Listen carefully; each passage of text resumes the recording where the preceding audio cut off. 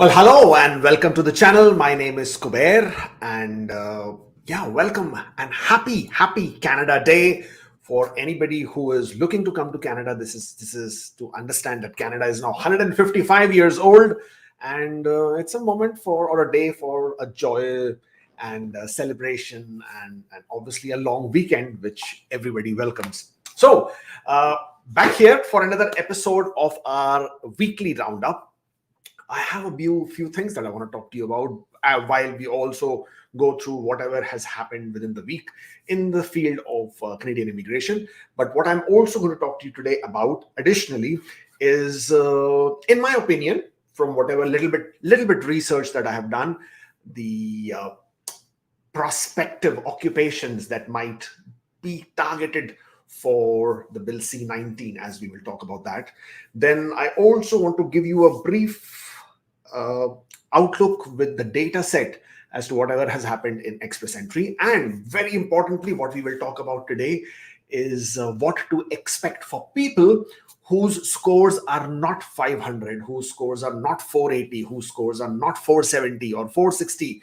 What can they do? What should they be looking at? What should they be doing? Very importantly, that segment is also coming up today. So without further ado, let's get started. And starting with the quote of the week that I have for you today is from Michelle Obama. For me, becoming isn't about arriving somewhere or achieving a certain aim. I see it instead as forward motion, a means of evolving, a way to reach continuously towards a better self. The journey doesn't end. This is such an inspiring quote from Michelle.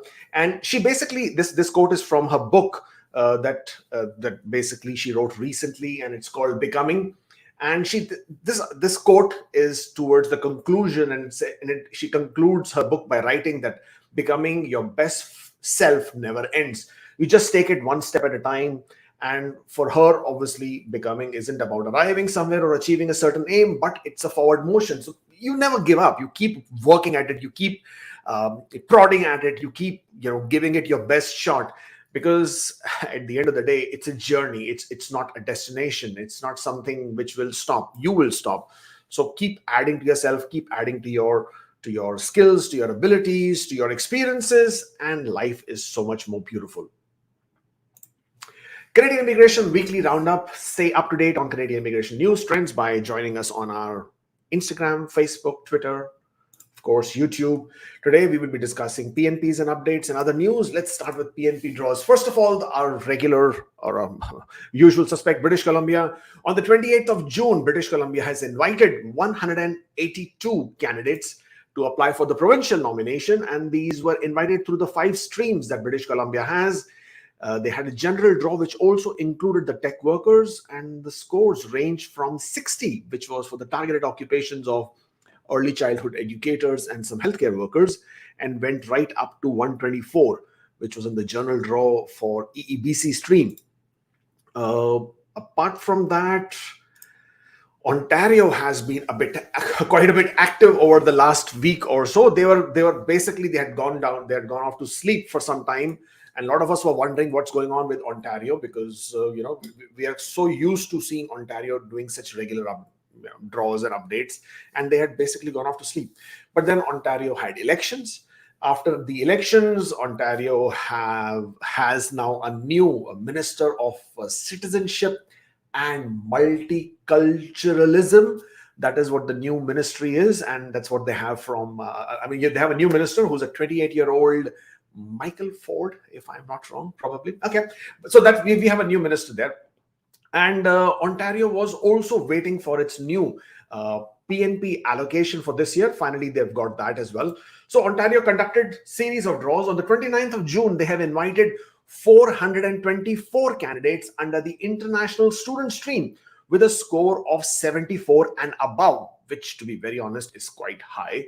And then they invited also on the 29th of June, 292 candidates under the in-demand skills stream with a range of only 24. Now that is really, really low. But then you have to also understand that this is mainly NOC Cs and Ds. Then on the 21st of June, earlier, few days back, they sent out notifications of interest to 356 candidates under the French speaker stream, and a score was 440 and above. But this particular draw, which was unlike what they usually hold, so they basically invite all French speakers within the certain score range, but this time they went ahead and did a targeted occupation draw. So you had to be a French speaker, you had to be eligible within the French speaker stream, you had to have a score of 440 and above, and not only that, your primary occupation had to be one which was an IT, information technology occupation, nurses, or you had to be a teacher. So yeah, if you were a teacher, you were a nurse, you were in IT profession, then you would have been invited in that draw, which is great. Again, what we are noticing now is that a lot of these provinces are also moving to targeted occupations, which they were earlier being issued as general draw. Is that something which we need to know in terms of the outlook of things to come? What do we have in other news? Nova Scotia earlier this month, or rather last month, has changed the eligibility requirements for their express entry stream. This is for people who don't know this yet. I think we talked about this earlier as well, but I just want to re-emphasize, because we've had a few consultations where people have been asking about this again and again. So just want to clarify that again. Nova Scotia has said that over the last few years, they've had a lot of candidates who were not from the province. So basically, they were studying elsewhere in Canada. They realized they did not have a PNP option, mainly Ontario, and then they would move to Nova Scotia, get a job offer, and then apply under the express entry stream under Nova Scotia. This way, Nova Scotia felt that the students or international students who were studying in Nova Scotia were getting shortchanged, because at the end of the day, Nova Scotia also has a limited number of quota. Therefore, they have now restricted this, and they said now under the Nova Scotia express entry stream, if you're applying with a job offer, if you're applying, then you need to have had completed your education in Nova Scotia. Your education had to be from Nova Scotia, the college, the university, and candidates or students who had education from outside Nova Scotia will not be considered as eligible, but they would still have other streams that they could consider. They could consider the job offer stream. They could consider the AIP, Atlantic Immigration Atlantic Immigration Program stream. So that's the Nova Scotia update there for you. Ontario, now what is happening with Ontario? Ontario's nomination allocation has been announced finally. It has been boosted to 9,750 this year, and it is up by 8% from the 9,000 candidates it nominated in 2021. The actual quota for 2021 was 8,600, but another 400 got added, which was also maxed out.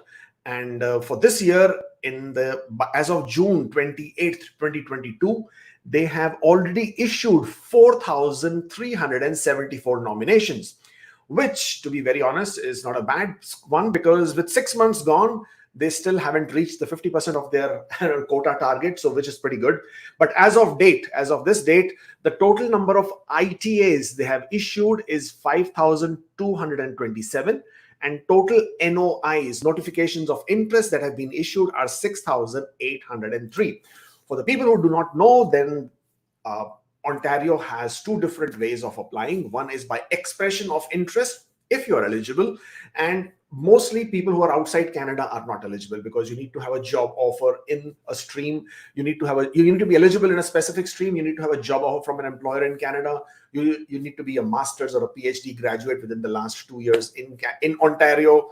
You need to be in demand stream. So there are several of these streams that Ontario has. If you're eligible in those, then you can apply, or rather you can create your expression of interest. If you create your expression of interest, if your score is within the range and you get drawn out, then you would receive an ITA, invitation to apply. However, if you are not a person who could be eligible under the expression of interest, then you would simply have your express entry profile. At that point of time, when Ontario decides to conduct their draws under human capital priority stream or French speaker stream, those would be mainly the streams that they would be looking at. Then they would send out a notification of interest to your profile in express entry, and if you're one of those, then you would get invited. Once you get invited, obviously you still need to be eligible. You still need to check if you're eligible or not, And if you're eligible under that specific stream, then you would be able to apply within 45 days. So the number of days to apply for notification of interest applicants or candidates is 45 days. For people who get ITAs, invitation to apply, in one of the in-demand streams or job offer streams, you have only 14 days to apply. So that's another difference there. For in-demand streams, most of them, if you have a job offer requirement, then you also need to be eligible, or rather your employer who is supporting you, who's giving you a job offer, also needs to be eligible. Inside GTA, your employer needs to have a $1 million turnover, also needs to employ 5 people who are permanent residents or citizens. Outside GTA, $500,000 turnover, and 3 employees minimum is the requirement who are permanent resident citizens. So these criteria also need to be taken into consideration. There is no way around it. It's not like if you cannot give this document, what do you do? So with those expression of interest invitations that you get, ITAs, these are those strict conditions. But overall, Ontario continues to be one of the most popular provinces for PNP options. And if you get one, or rather an invitation, if you get a notification of interest, then make sure you do use it, because express entry is looking very, very tricky at this point of time. So moving along, what else do we have?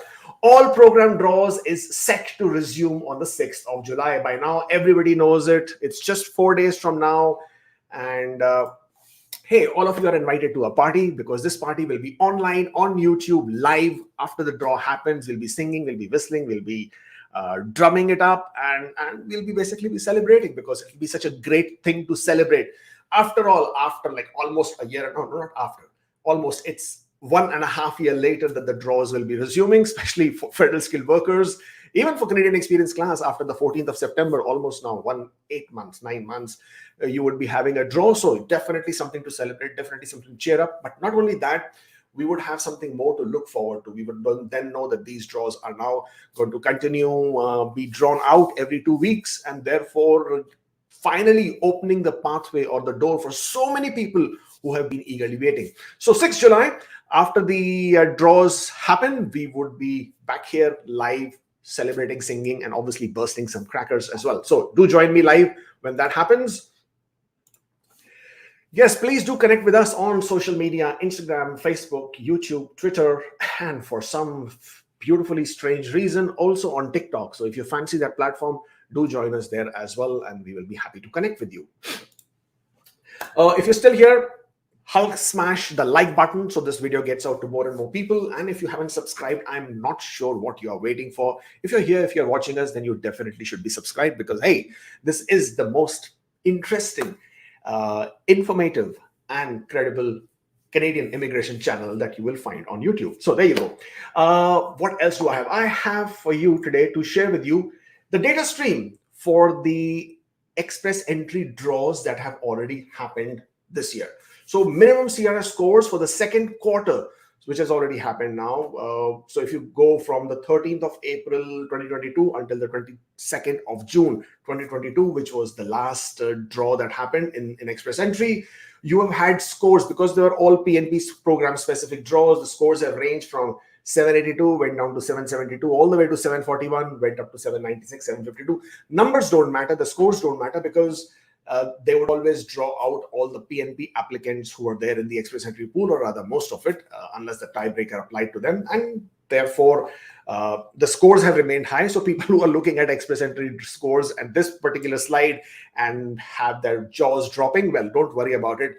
This was a program-specific draw for people who had a provincial nomination and therefore 600 points in their express entry pool, in their express entry scores. And moving forward, by the 6th July, we would have an all-program draw, and therefore the scores would not be this crazy, but they would still be crazy, looking at about 500 plus. What else have we got? ITAs issued in the first half of this year, or rather in comparison, in 2015, in the first half of the year, within the first 6 months, only 12,883 were issued. 2016, 15, 286. Moving forward, as we climb up to 2020 and 2021, as you can see, 2021, 88,715 ITAs were issued in express entry, and you are like, what the hell happened there? What happened over there was the huge draw on the 13th of February of 27,000 some people who were under the Canadian experience class. And obviously by this time, RCC was also going crazy, issuing large draw sizes of almost 6,000 per draw, mainly to Canadian Experience class and PNP people who had nominations. So that's the reason you're seeing 88,000 invitations from first half of 2021. But in 2022, the number of invitations have been only 10,788, and that is primarily because it has been only program-specific draws this year. Again, ITAs issued per draw in second quarter. Again, nothing much to sort of draw there, but as I said, some people are pretty interested in data statistics numbers. So there you go, a couple of last draws: 636, 932, 589. Those were the draws that have been issued there. Okay, what else have I got for you? Yes, I know a lot of you are very, very interested in what's happening with the express entry pool and express entry draws. So let's very quickly open that and show you. Just give me one moment. I, by mistake, have just shut off my stream.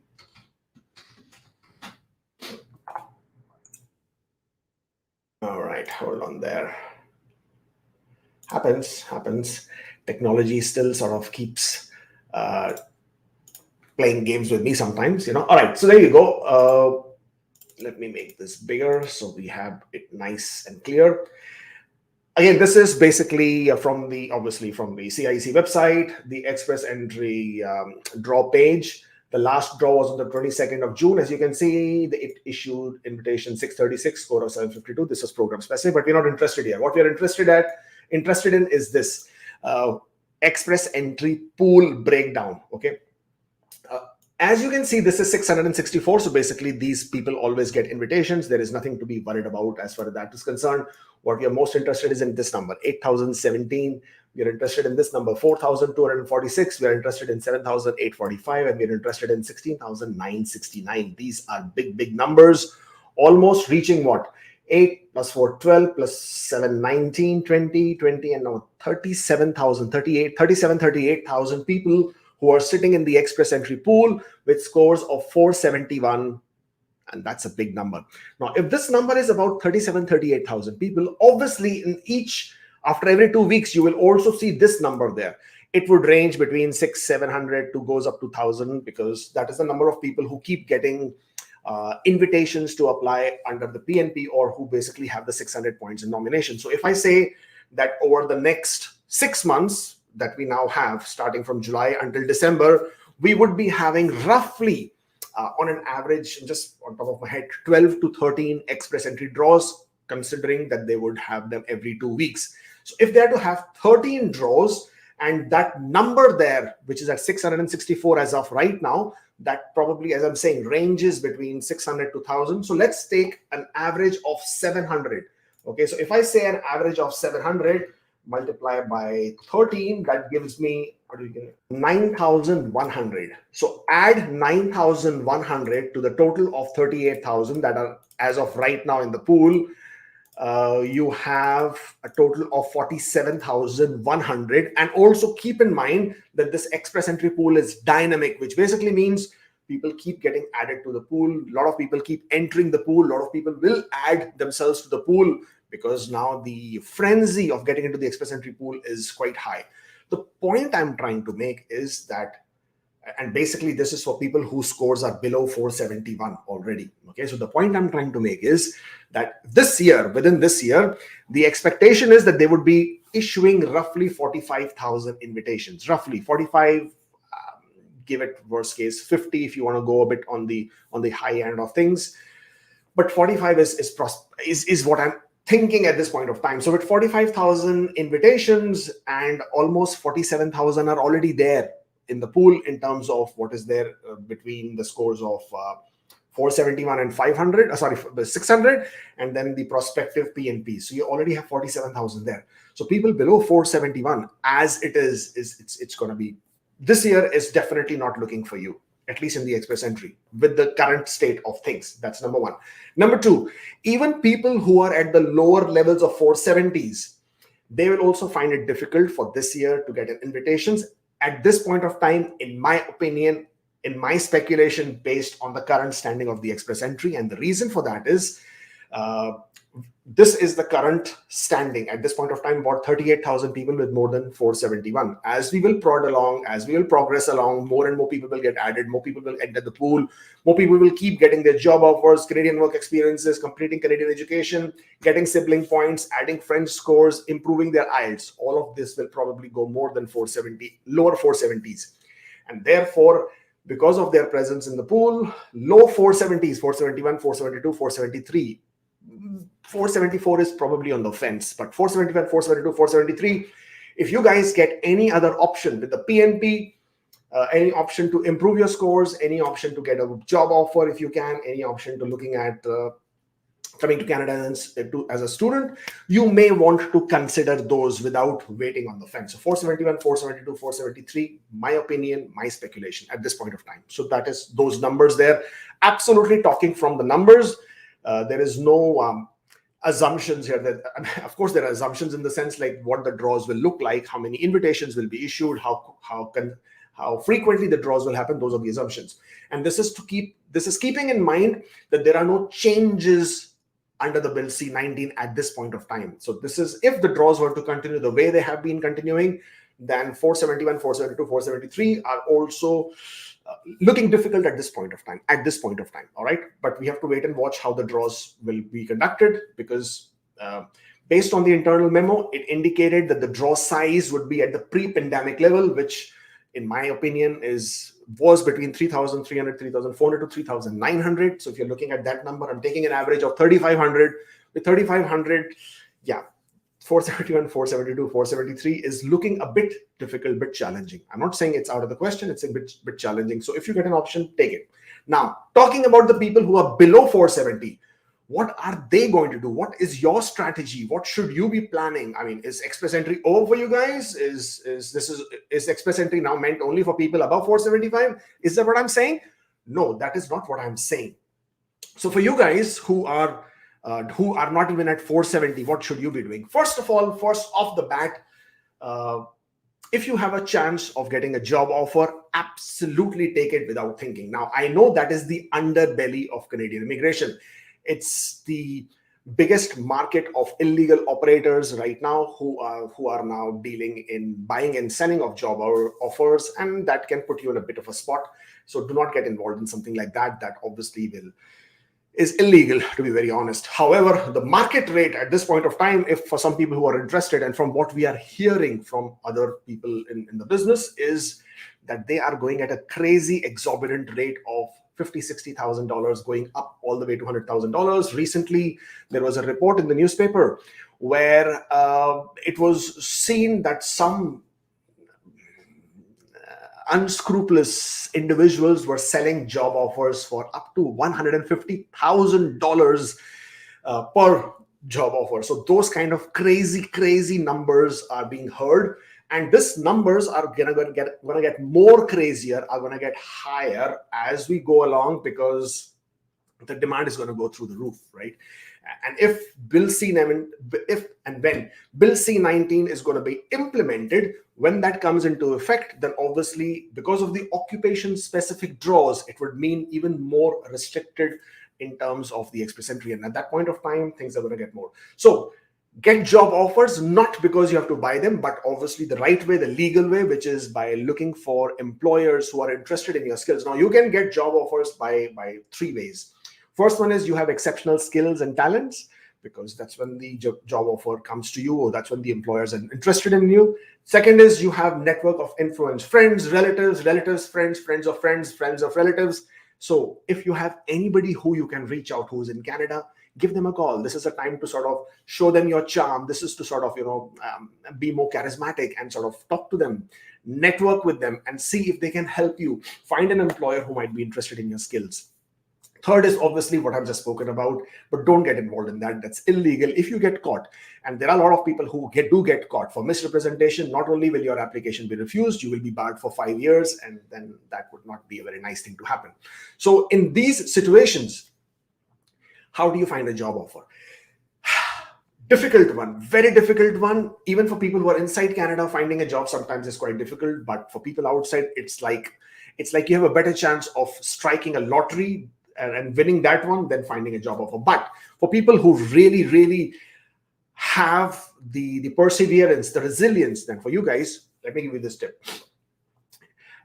LinkedIn works, not for everybody. It works for a lot of you.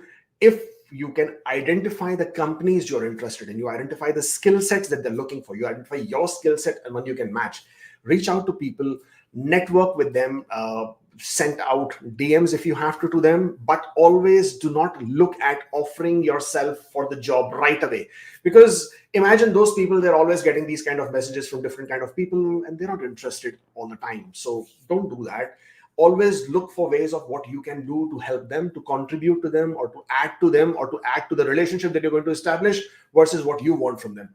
If you're able to do that, then you might strike a jackpot there. That's number one. Number two,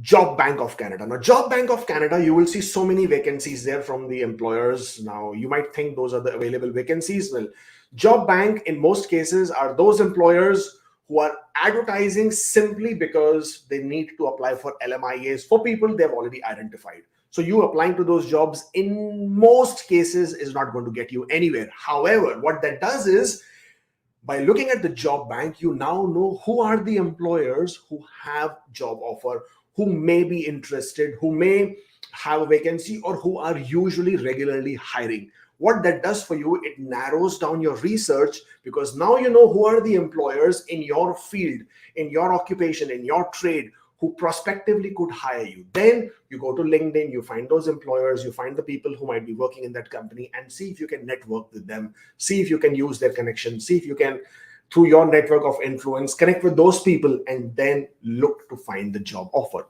Third, and then the last one, is basically the drilling effect, right? You keep at it, you keep going. Morning you apply for 25 jobs, evening you apply for 25 jobs, apply to the jobs on LinkedIn, apply to the jobs on Indeed, Monster, Workopolis, Career Jobs, Career Spider, Career Owl, all these different platforms which are there for job boards. Keep applying, keep at it, keep going. I know of people who have applied to more than 1,000 to 1,200 jobs. They were at it, and they finally got lucky. Okay, so it happens. It does. It's not like it's absolutely out of the window, but then this is a lot of hard work, and you need to keep going with it. So this is the first one for people who are looking to find job offers. This is basically how you can find it if you wish to. It's a lot of hard work, absolutely hard work. But then if this is your dream, if this is your objective, then you got to put in the hard work. Second is you get to Canada. How do you get to Canada? You can get to Canada on a visit visa. All right. So if you are eligible to apply for one, if you are able to apply for one, if you're able to get one, get a visit visa, come to Canada. What does that do for you? Now, a lot of people will tell you by coming to Canada on a visit visa, you can automatically get work permit. It cannot be converted to a work permit. There is no such thing as conversion in a Canadian immigration application. You cannot convert one visa to another visa. That doesn't happen. So that word conversion by itself is incorrect, is inappropriate. What you do is you apply for a new status, you change your status, and that basically what you might want to call it as conversion. So what can happen is you come to Canada on a visit visa. You are legally allowed to search for jobs if you wish to. If once you come in Canada, you're sightseeing, you like the place, you now may want to explore an option of, possibly seeing if there is an employment opportunity for you. You meet an employer, they are in love with you because you have such amazing personality and you're such a charismatic character, and they offer you a job because your skill sets are something which they were looking for. Now that they have given you the job offer, they have also got you the LMIA. You can take the LMIA, you can take the job offer, get your credentials, your documentation, go to the nearest Canadian-US border, and you can apply for a work permit. Apply, not convert, apply for a work permit at the border. This is also called flag polling at port of entry. By doing this, you would get a work permit the same day. And that's basically how you will be in Canada on a work permit. You can start working after you get the work permit. So this is something which you can look at. If you are in Canada on a visit visa, you can study for a program which is for less than 6 months. Okay, only if it is for less than 6 months, you can study without needing another study permit. Now, if what you are studying in the program that you are studying, the short duration, that program is a prerequisite for a longer duration of a program, of a study program. Then while being inside Canada, you can apply for a study permit for a longer duration. And the approval rates are quite high because you already done the prerequisite course which was needed. And therefore, inside Canada, processing is also quite all right. You would be then able to study for those, or rather get your study permit approved. And now you're in Canada, you complete your periods of study, you will then be eligible to apply for a work permit, open work permit, 1 year or 3 years, depending on the period of your study that you have completed. So these are the two ways that once you are in Canada on a visit visa, you can apply for a study visa, you can apply for a work visa. Please, there is no converting, there is no automatic converting, and it is not easy either.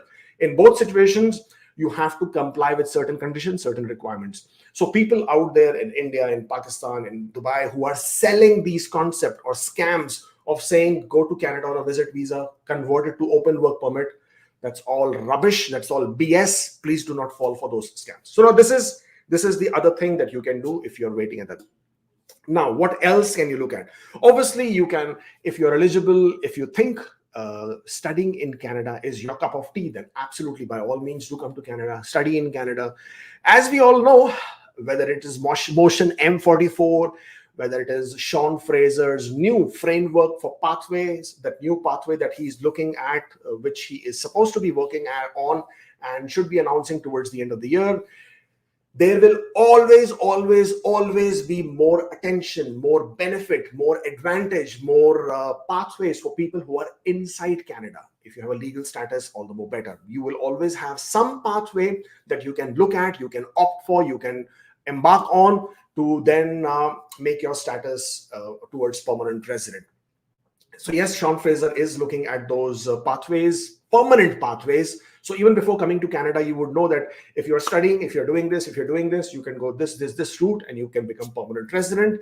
And that would be known for everybody. It would not be waiting for some TR to PR kind of a policy, which may happen, may not happen. When it happens, you don't know how it's going to look like. So this will be more permanent pathway. Hopefully it will come towards the end of the year. But this basically again means that if you come to Canada, you have an option. You have a much better choice versus being outside Canada. Yes, everything that I'm saying is looking like more difficult, but then, hey, as I said, if you really want to make this happen, then you have to make this, you have to put in the work, you have to put in the effort.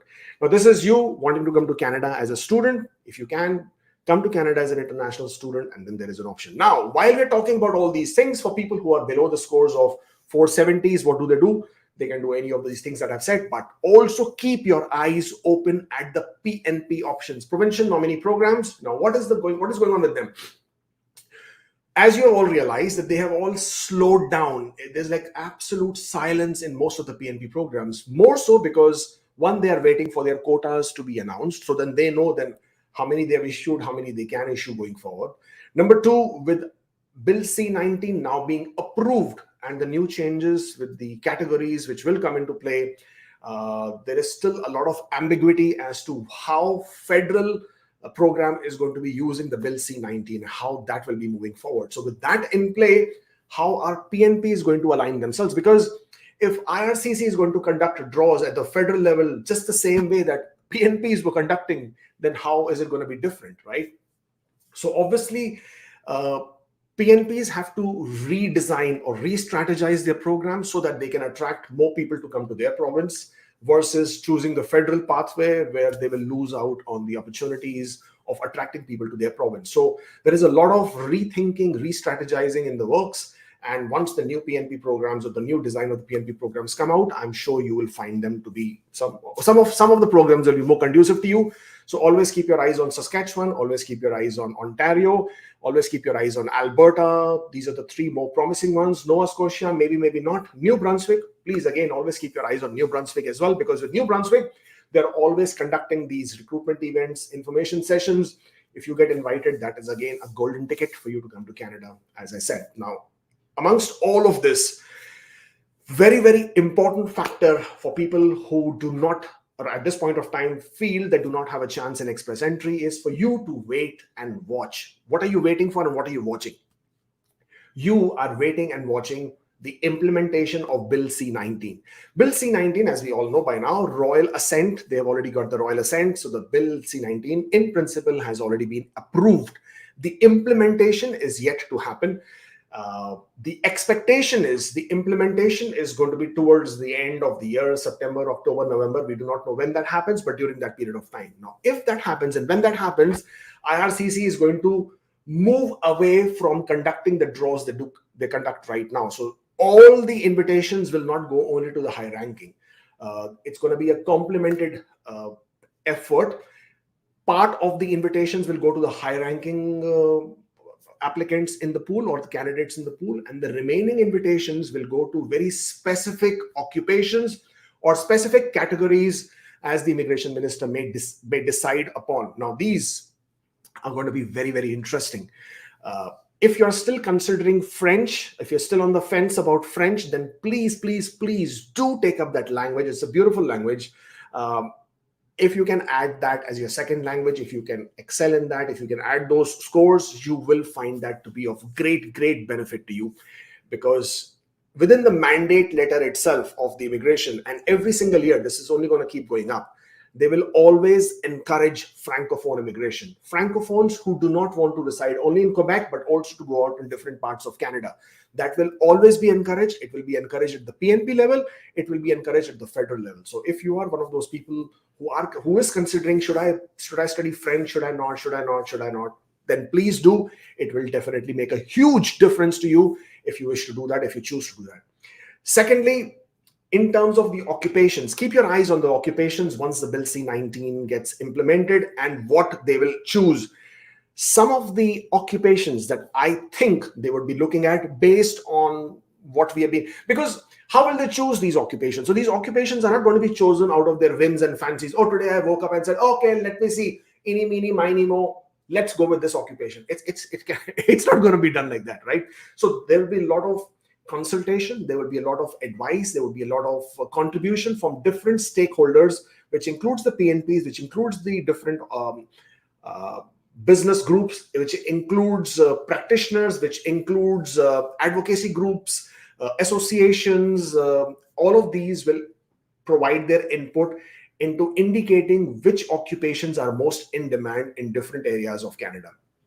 From what is being seen, and if you take PNPs as a basic benchmark, because PNPs have been doing this for quite some time, for quite a few years, right? So they already have a formula by which they calculate which occupations are most needed in their province at that point of time. So if you go with that, it will give you an idea as to which occupations would be considered. Another thing to do would be to go to Job Bank or Stats Canada websites. They also give you a lot of labor market priorities in different areas of Canada. So on top of my head, IT will always be in demand. It has been in demand.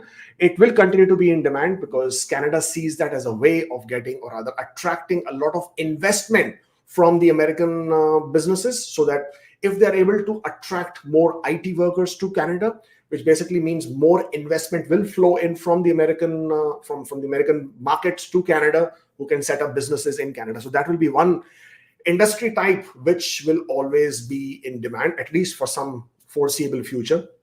Second, along with IT, will definitely be the financial services. I'm not saying which knock codes in financial services. I'm just talking about it in a broad manner because I do not know which knock codes would be there in the financial services. But financial services on a broad term will also continue to be something which Canada will be looking at.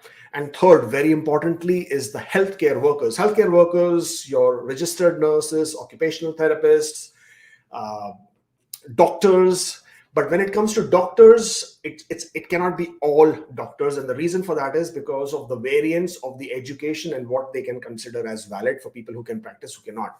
But again, this is where the category specification will come.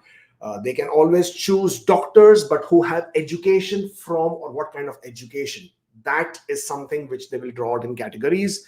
And again, but healthcare workers is again going to be on the top list. And most importantly, it's the skills trade category, which otherwise has been largely ignored in Express Entry. Now, we know in Express Entry, there are three programs, Canadian Experience Class, Federal Skilled Worker, and Federal Skilled Trade category. Trade category is largely ignored. I mean, sometimes they don't even conduct draws for Federal Skilled Trade category for years together. So those trade categories now will have a lot of attention, because Sean Fraser himself has said that they need boots on the ground, not necessarily the best qualified profiles.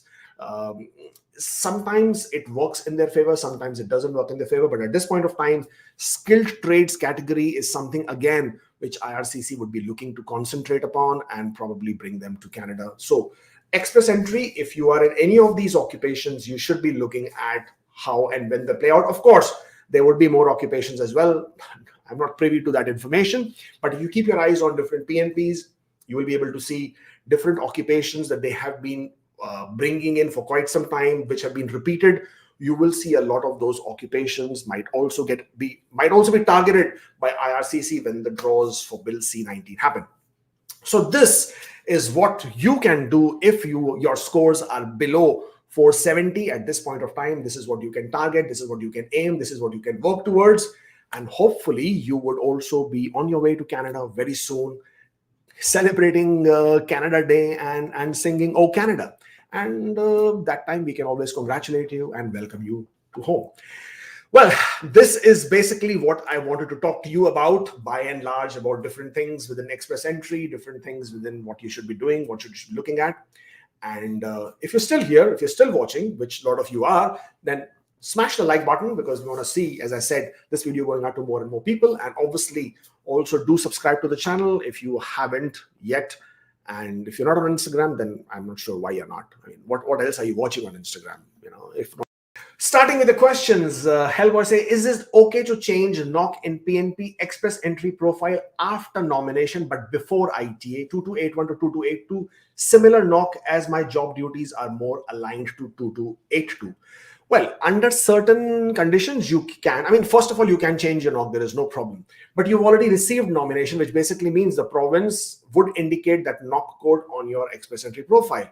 Also, you received that nomination based on the documentation that you've already provided to the province. So why would you want to change your NOC now is the question. But yeah, be careful if you're changing your NOC. Don't just change it, erratically, and be careful with it. But yes, if you wish to change, you can change. But as I said, you need to understand the repercussions that it might have, because now what you're changing to might not be the correct NOC, or it might create a bigger problem. I can have the document for job description, but I can't have the reference letter. Is it necessary? Okay, first of all, reference letter is just a term that we use. As long as you get a letter from your employer which states, these are your job duties, this is your salary, this is your working hours, this is your job title, this is your period of work, then you are good to go. There is no problem with it. We just did this. I have completed BE in computer science from India. I have Validity. What should be the field of study? Engineering. Computer science, you can choose information and computer and information science. It's pretty simple, straightforward. There's nothing wrong there to choose with your field of education. Will it count as continuous work experience if there is a gap of 5 days between company A and B of same NOC, but I got paid for all 12 months? No, I think it should be fine.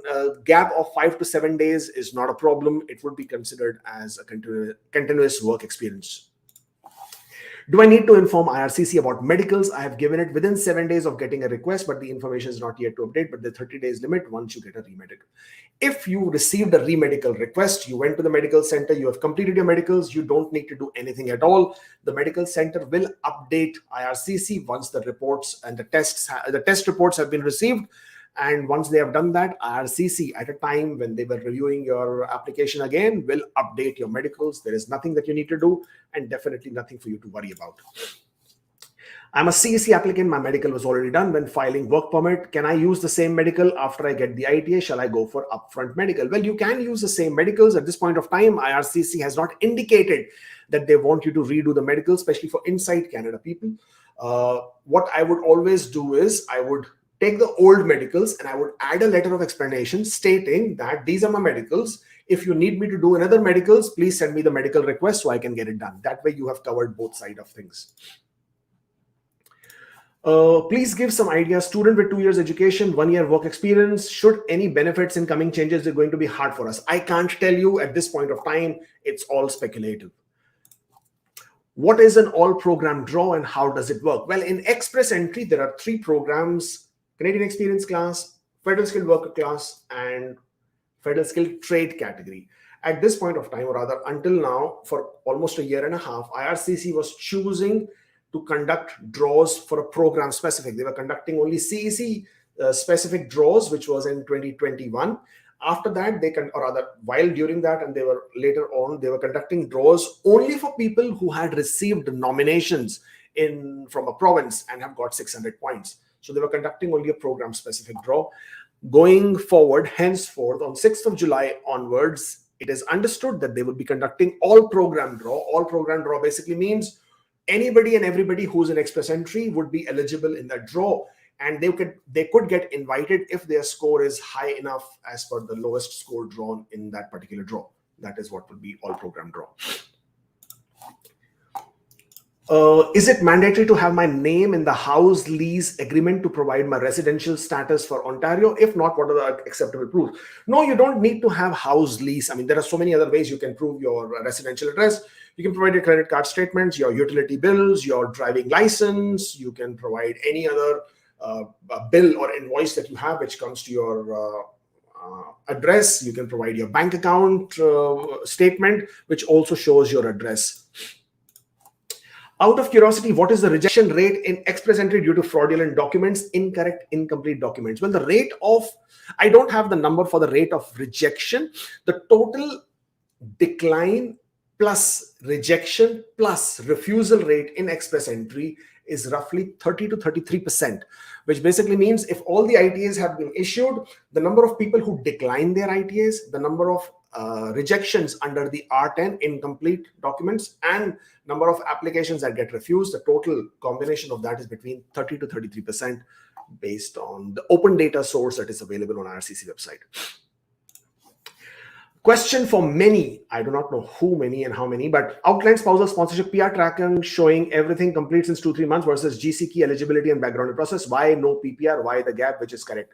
Well, consider your PR tracker as more correct. The GC key account was never updated, is never the right, or rather the best way to look at and say, okay, this is my application status, because GC key has very limited options to show you whatever is happening in your application. PPR, just because it shows that your application has reached certain stage doesn't mean automatically PPR will be issued, because security status still needs to be checked. Also, applications or PPRs are issued in batches. So that is one of the reasons why there is a gap. I'm looking for a charity job in Canada. CIC says, I don't need an LMIA. If I get a job offer with C50 code, can I use this job offer to add points to CRS, as this is LMIA exempt, is only to apply for work permit? Yes, you can. But after completing 1 year, if you have the job offer, you will be able to add 50 points for the job offer.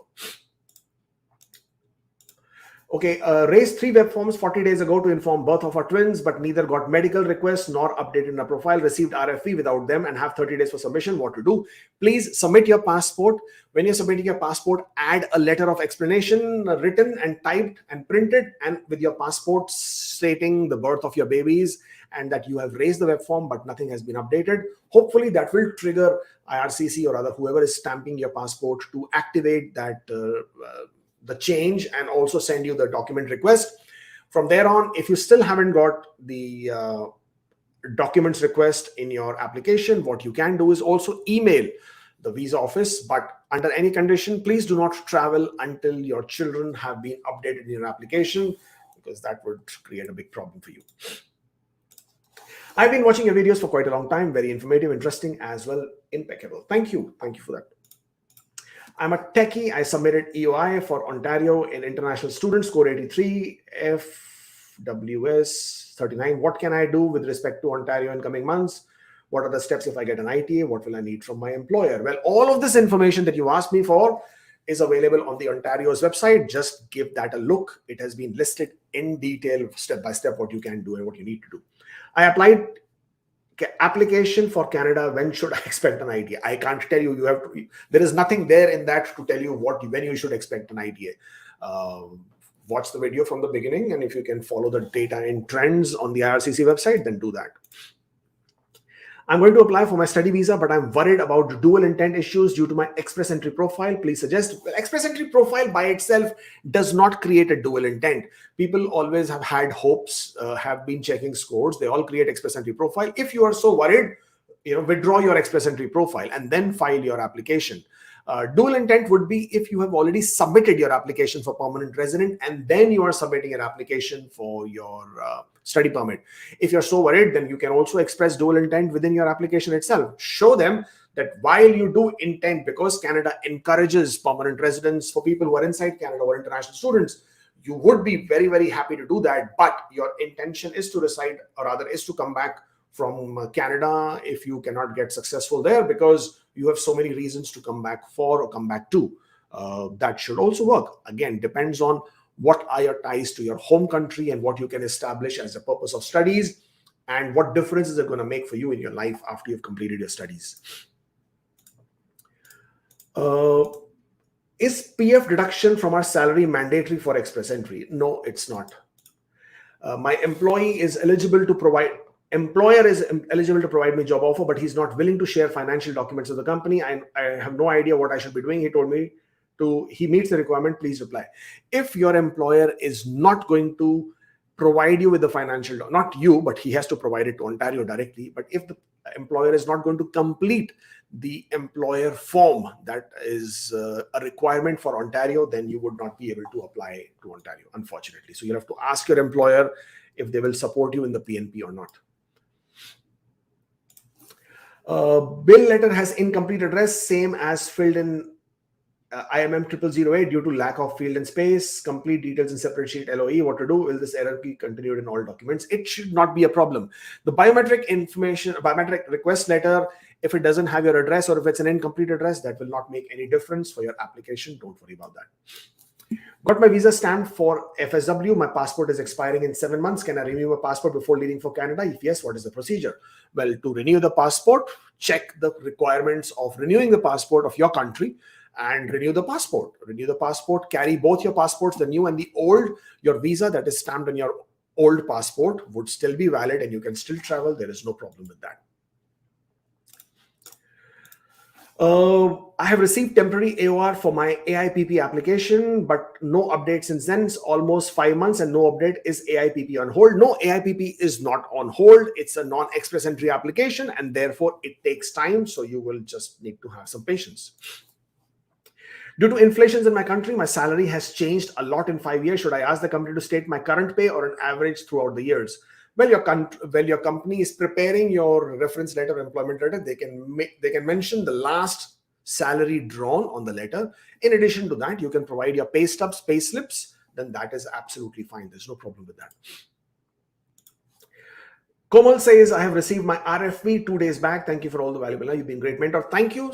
And absolutely love the fact that you're sharing this. Congratulations. And I wish you all the very best to you and your family. And hopefully you will be in Canada soon and we see you there.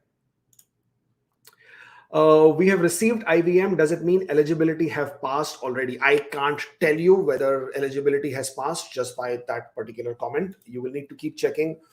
You need to order GCMS notes. In your GCMS notes, you would be able to see if your eligibility has passed or not. They keep talking about job offer.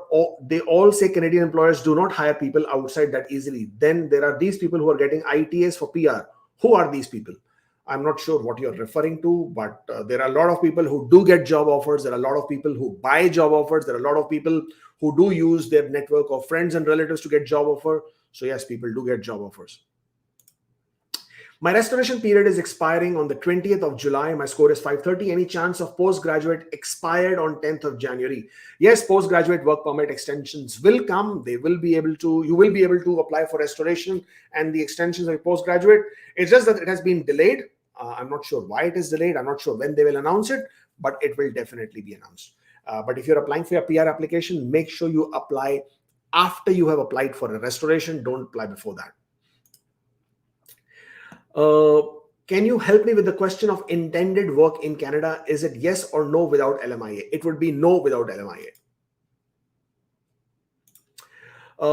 Somebody who is 39-year-old, CLB 8 in English, CLB 6 in French, 10 years of experience as legal assistant may have hope of being invited. I can't tell you. You will have to check the express entry. You will have to check different provinces. You will have to check the PNP options. And depending on your scores, you may be able to apply. You may be eligible to apply as well.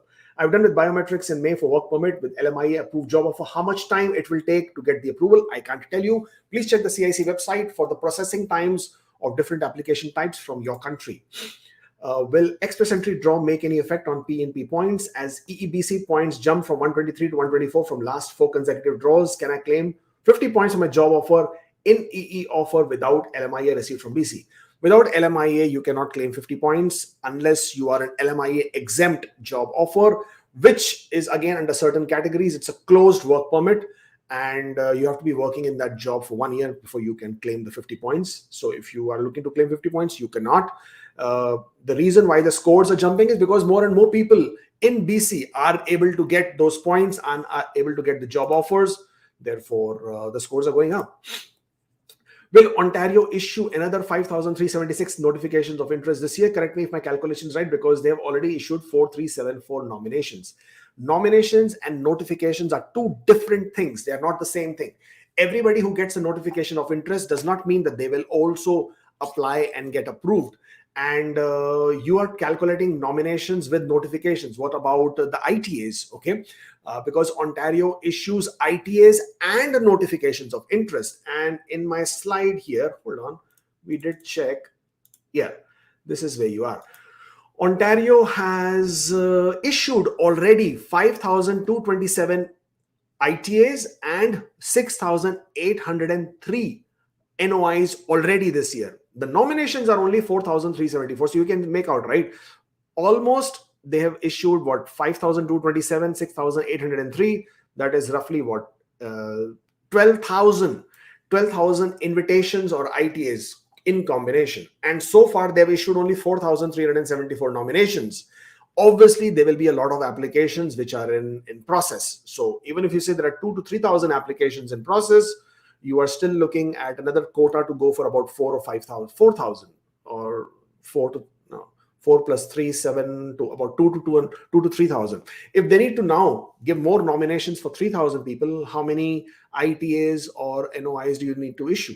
But all of this is speculations because we do not know exactly how many NOIs or ITAs they will issue, and total how many applications are still in process with them at this point of time. But yeah, they would definitely continue to issue more ITAs and NOIs for sure. I'm a CEC candidate, complete 2 years in August. My EE profile was already granted additional 1 year points. Was 1st July, 1 month before. Should I wait till August to submit my application? Yes, please do not submit your application until you have completed your eligible period of work. I have got a job offer with LMIA from Alberta's employer, also shown an intent of living in the province with a score of 351. Is there any chance that I could get an NOI soon? Well, I would expect that with you having a job offer from LMIA, from an Alberta employer, you should receive an ITA from, or NOI, whatever you want to call it, from Alberta soon. Ajay, CEC Outlander, as per the second GCMS notes, final approved. However, info sharing is system error in both GCMS notes. Anything to worry? I don't think there's anything to worry. What you can do is you can call IRCC on their call center and check what is going on with your application, and yeah, just figure it out. Just call them, and hopefully they will be able to trigger some advanced processing for you. If I don't want to, I have to mention my current job in my EE profile. Also, would I have to give proof of every transaction in my recent bank statement, monthly salary from my current job? No, you don't have to mention your current job. In your work history in Express Entry profile, you need to mention only those periods of work for which you're claiming points for. Any other periods of work can go in your personal history after you receive your ITA. You don't have to give proof of every transaction. You need to provide proof of any funds that are coming into your account that contribute to your proof of funds. Okay, I have done PG certificate in business admin. The requirement for this course was bachelorate for 3 years. Does it count as uni certificate for bachelor for OINP? Please check Ontario's requirements. I don't remember it on top of my head. The requirement for certificate, I think, is different than for diploma. So please be very careful with the Ontario's requirement. I think the requirement for certificate is for 2 years, I think, not 1 year. But do check that out. Ontario's website has that details available for you. I would like to understand what is the age limit for someone who is planning to settle in Canada. As I tried once, I was told that after 35 years, you can just dream of moving to Canada and not achievable in real life. I'm 39 years of age, so I just thought of asking this question. Well, I am today 52. I came to Canada when I was 46. So my dream was definitely achieved. So I'm not sure what you're referring to, what you're talking about, but each person has to follow a different pathway. Each person would have a different route that they can take. Yes, at this point of time, different things, different things take different amount of time. Different processes can take different amount of time. So it all depends upon you. You will need to do your research. Just because somebody told you it cannot be done doesn't mean it cannot be done. You put in your hard work, you put in your research, you understand the process, you check what the options are available to you, and then yes, it can be possible. I have heard the chances for civil engineers with 390 score being nominated in PNP is low. I can't tell you whether the chances are low or not. Alberta for the entire year of 2021 was inviting engineers. So I'm not sure who is telling you that the chances are low or high. Could you please talk about recent travel restrictions, as I'm planning to travel as a new PR next month? Well, if you're fully vaccinated, you don't have to worry about anything. Just upload your vaccination certificate. You will be good to go. There's no issues whatsoever. What is the validity of Rcmp police clearance certificates? 6 months from the date of issue. Is there any update on when the portal for PGP WP extension will be implemented? No, at this point of time, there is no information on that. Can you make a video to talk about LMIA and what job offers can get 50 points? Seems like PGWP does not qualify. Yes, PGWP does not qualify for 50 points for job offer.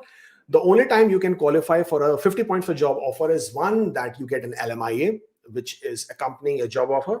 Two is you basically get an LMIA exempt job offer, but it's a closed work permit, and you complete a period of 1 year of work in that job in order to be eligible to claim those 50 points. So those are those specific conditions to claim 50 points for job offers. Love your videos. SOWP is in process. My wife will apply for her postgraduate work permit extension and the policy rolls out. Can we link both the applications if at all possible? Her postgraduate work permit is expiring on 19th July. No, you cannot link the two applications. What you can do is you can raise a web form and you can inform IRCC. The condition is that in order to apply for SOWP, your primary applicant, your spouse, her work permit should be valid for at least 6 months. So if hers is already expiring, then yours will not get approved. So if you're now applying for her extension, again, her extension is subject to being approved. And if it is not approved, then how can they approve your spouse open work permit? So as I said, you cannot link the two applications. What you can do is you can raise a web form and give them the information about your new application that you've applied. And hopefully they will apply some discretion there and give you what you're looking for. Okay. Absolutely appreciate your work here. Hope to see these live streams on continuous. Well, these live streams are continuous every Saturday. In worst case, on some Sundays, we do this at 10:30 a.m. Eastern Standard Time. RNIP success rate, we have applied through it after getting job offer from community letter. Well, RNIP is a great program, very high success rate if you get the job offer, and also processing very fast. From what I know, an RNIP, your PR application get processed as fast as like 6 to 8 months at this point of time. Before applying for a closed work permit from India to work in a province, if one has received the ITA from the province, is it advisable to disclose it in the closed work permit application? There is no problem if you do. I mean, you don't have to. There is no requirement for you to disclose that. So ITA basically means nothing. You can always decline the ITA if you wish to. So disclosing that has no relevance in your work permit application. Please reply. For gift deed to be valid for proof of fund, does it need to be 6 months old, or I can get it just after NOI? Will that be fine? Well, the reason, first of all, people don't understand the gift deed. So why does the gift deed need to be 6 months old? If the gift deed was 6 months old, you don't need the gift deed at all. The only reason you're using the gift deed is to show that the funds that have come into your account for 6 months, what is their source of those funds? And why is that money coming into your account? And does that money belong to you or not? That is the purpose of the gift deed. First, let's get this out here. All right. Yeah, so that is the purpose of the gift deed in the first place. I mean, the reason you provide one is to show that this is the source of your funds. So no, they don't need to be 6 months old. If it was 6 months old, you would not need a gift deed anyways. You can get it at any point of time. The idea is to show that this money belongs to you and you don't have to return it, and you do not have to, it's not a loan, or it's not something which you have borrowed. I've created my EE profile without spouse for the sake of increasing the points. Can I add my spouse's name into my EE profile after getting the ITA? Yes, you can. As long as your scores remain high, you will be all right. Being promoted from NOC 2175 to 2175, the same. Do I need to write separate job experience if duties remain the same? No, you don't need to. You can mention the different job titles. The letter can simply state that this person performed the same type of duties and responsibilities during their period of employment. Oh, we did this. 8 months gap in my work due to COVID and I was kicked out. Does it cost gap in employment? Well, it doesn't. I mean, it is gap in employment, right? So you cannot say you have a continuous employment if you were not working. All you will do is you will show that gap as unemployed in your personal history.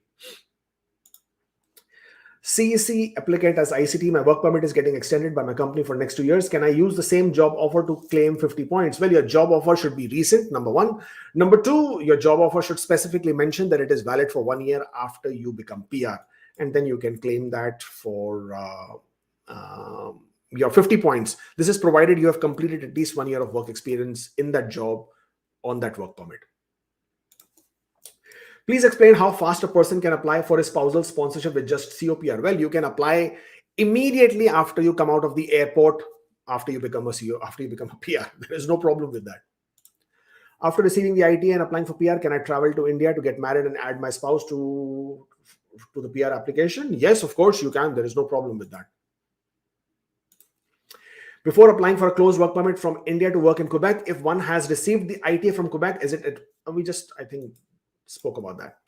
Can I ask the HR manager of my company to write a reference letter for me? I am a self-employed business owner and my job duties are for business and not exactly to the customers themselves.